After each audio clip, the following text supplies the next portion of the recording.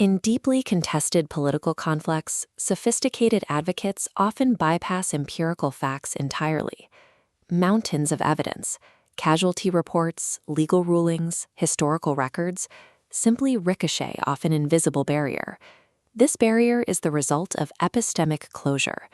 Rather than debating the evidence, political actors rig the definitional architecture of the debate itself, ensuring their position remains immune to external reality.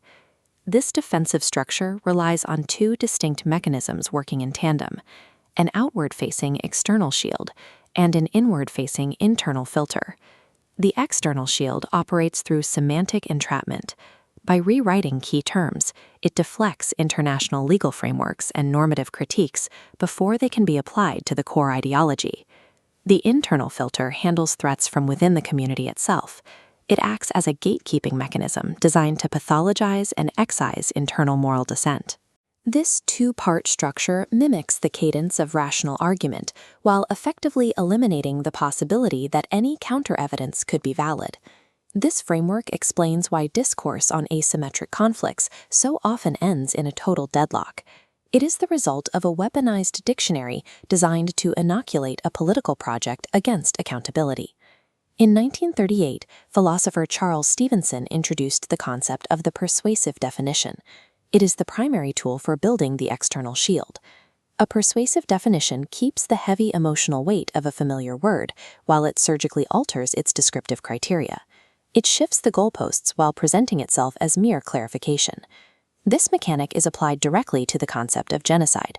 The baseline legal standard for this crime resides in the 1948 Genocide Convention. International law requires acts committed with the intent to destroy a group, including destruction in whole or in part. The rhetorical strategy forcibly deletes that clause. By ignoring in part, the speaker creates an artificially high threshold where only total extermination qualifies as the crime. This initiates a numbers game. Because a state hasn't annihilated a population, the deaths of tens of thousands are cited as proof of restraint rather than evidence of intent. This high legal hurdle attempts to dismiss the material reality of widespread civilian casualties and mass displacement. Setting the standard at practical impossibility neutralizes the unique moral horror of the term. This redefinition creates an epistemic swindle, reframing industrial-scale civilian slaughter as a sloppy military operation. The shield applies a similar semantic control to Zionism. Historically, this has been a multifaceted political concept with a long record of internal debate. To protect the ideology from critique, advocates employ synecdoche by sanitization. This involves extracting a single abstract principle, like the right to self-determination, and presenting that benevolent fraction as the entirety of the project. Defining the ideology as a harmless soundbite erases the reality of its implementation: military occupation and institutionalized supremacy over an indigenous population. Once Zionism is sanitized, the definition is used to rebrand its opposition. If Zionism strictly means the right of a people to live in their homeland, then anti-Zionism must mean denying those people that right. This logic pre-convicts critics by definitional fiat, requiring no evidence of actual ethnic hatred. This conflation erases the massive historical record of Jewish political, religious, and ethical opposition to the project.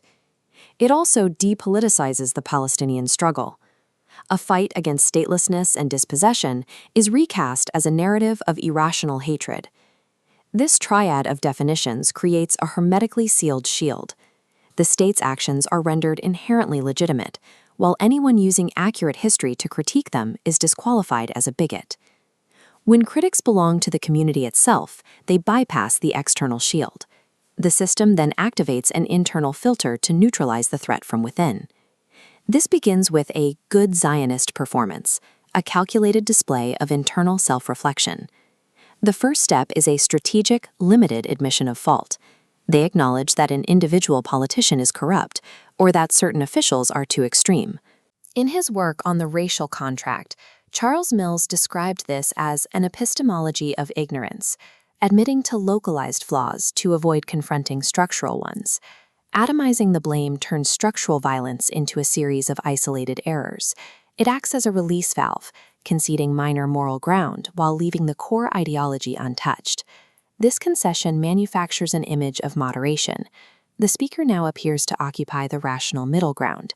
From this position, any critic demanding a total dismantling of the project can be castigated as an extremist. This strategic admission functions as a decoy, inoculating the foundational ideology against deeper, more threatening critique.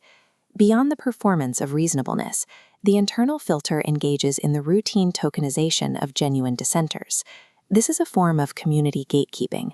The advocate positions himself as the sole arbiter of authentic identity. Principled anti-Zionist Jews are labeled tokens, individuals supposedly manipulated by an oppressive world. The tactic pathologizes political solidarity, reframing ethical conviction as a psychic injury or a malfunction caused by trauma. This creates a cruel double bind. Defending one's mental health appears defensive, while ignoring the smear allows the gaslighting to stand as a communal truth. This pathologization ignores the deeply rooted tradition of Jewish universalism and solidarity with the oppressed. This gatekeeping serves as an internal scalpel. It protects the political project by convincing members of the community that their conscience is a disease. At full capacity, the entirety of this defensive apparatus creates an inescapable loop. The external shield rewrites the dictionary to validate state violence, while the internal filter purges anyone inside the community who sounds the alarm. This closed loop adopts the tone and pace of a rational, nuanced debate to mask its true function. The result is the depoliticization of conflict. It avoids empirical reality and postpones justice under the guise of an impossible utopian future. Undoing this swindle requires a refusal to accept sanitized abstractions. It requires validating principled internal dissent and restoring moral agency to those intellectuals and activists dismissed as tokens. Breaking epistemic closure demands tearing away the rhetorical softening and forcing the conversation back to the unsanitized material reality of the political project.